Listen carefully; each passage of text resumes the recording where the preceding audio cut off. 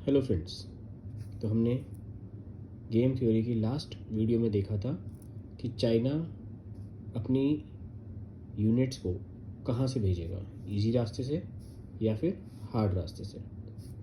अगर China hard रास्ते से आता है तो हमें जैसे जम्पशन में देखा कि एक यूनिट तो सिर्फ उसका क्रॉस करने में ही मर जाएगा और एक ही यूनिट उसका आगे पहुंच पाएगा। अगर इंडिया इजी रास्ते पे खड़ा होता है तो अगर हार्ड रास्ते से आता है और इंडियन सोल्जर्स भी हार्ड रास्ते पे खड़े हैं तो एक यूनिट उसका वैसे ही मर जाएगा क्रॉस करने के चक्कर में बिकॉज ऑफ देयर हाइट, और एक जो यूनिट है उसको इंडियन आर्मी मार गिराएगी। तो अल्टीमेटली उसका या तो एक पहुंचेगा या ज़ीरो पहुंचेगा। अगर चाइना इजी रास्ते से आता है और इंडियन यूनिट भी इजी रास्ते में खड़ा है तो एक यूनिट उसका एक यूनिट को मार देगा और एक यूनिट उसका फिर भी पास कर जाएगा, राइट। और अगर वो इंडियन के सोल्जर्स हार्ड रास्ते पे खड़े हैं और चाइना इजी रास्ते को चूज़ करता है तो उसके दोनों यूनिट्स पास कर जाएंगे। तो इसलिए चाइना कोशिश करेगा कि वो अपने यूनिट्स को इजी रास्ते से भेजे, राइट।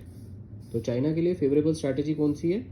इजी, क्योंकि उसका एक यूनिट दोनों जगह पास हो रहा है, लेकिन यहाँ पे बिना लड़ाई करे मर रहा है और यहाँ पे लड़के मर रहा है। तो आर्मी के लिए मैटर ऑफ प्राउड है कि वो लड़के मरे, ना कि स्ट्रगल करते हुए मर जाए। इसलिए चाइना जो है वो इजी रास्ते को चूज़ करेगा, राइट। अब चाइना क्योंकि इजी रास्ते को चूज़ कर रहा है तो इंडिया अपनी बटालियन को कहाँ खड़ा करेगा? अगर वो हार्ड रास्ते पे खड़ा करता है और चाइना के लिए फेवरेबल क्या है? इजी रास्ते से आना। तो क्या होगा? हार्ड रास्ते पे खड़ा करेगा तो उसके दोनों यूनिट्स जो हैं क्रॉस कर जाएंगे। और अगर इंडिया इजी रास्ते पे खड़ा करता है तो एक यूनिट लड़ाई में मारा जाएगा और एक यूनिट ही पास कर पाएगा। तो इंडिया के लिए भी स्ट्रैटेजी बनती है इजी। तो देयरफॉर इंडियन आर्मी जो है वो इजी रास्ते के ऊपर तैनात होगी एज पर दी गेम थ्योरी, राइट फ्रेंड्स। तो this game theory is widely used in decision making in many other applications of life. I hope you understand this concept और आपका आंसर भी लगभग यही रहा होगा। Thank you. मिलते हैं आपके साथ नए कॉन्सेप्ट के साथ।